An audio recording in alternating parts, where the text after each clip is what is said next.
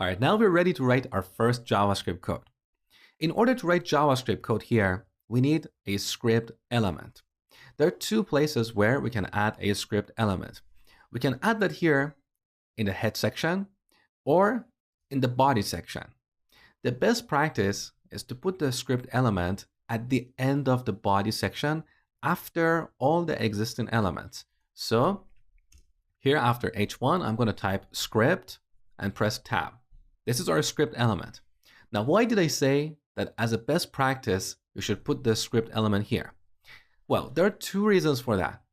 One reason is that the browser parses this file from top to bottom. So if you put the script element here in the head section, you might have a lot of JavaScript code there.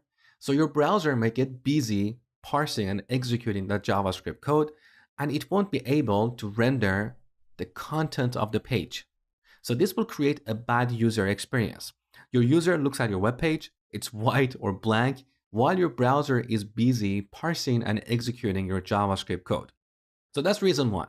The second reason is that almost always the code that we have in between script elements needs to talk to the elements on this web page.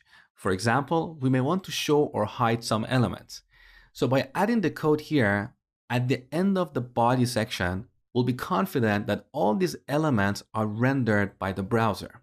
Now, there are exceptions to this rule. Sometimes you're using third-party code that has to be placed in the head section. But these are exceptions. As I told you before, as a best practice, you should add your JavaScript code at the end of the body section. Now here, we're going to write the same code that you wrote in the last lecture.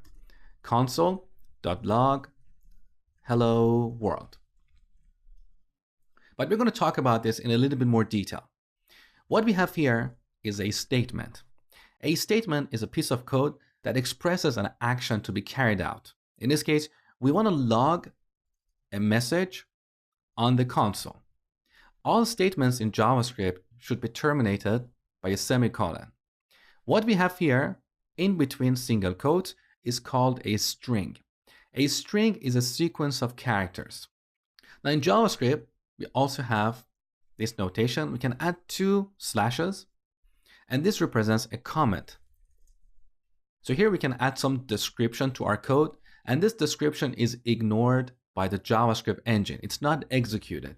It's purely for documenting the code when you want to explain to other developers why you have written this code this way. You don't want to explain what the code does because that should be clear in the code itself. So here I don't want to write something like logging something on the console.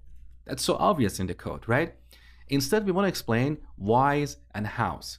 So for this demo, I'm just going to add a simple comment. This is my first JavaScript code. Now save the changes back in the browser. We need to bring the console back up.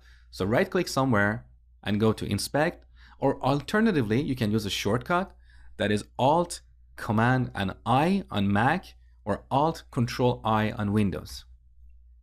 That brings up the console tab. If the console tab is not immediately visible, make sure to select it here. And here you can see the hello world message.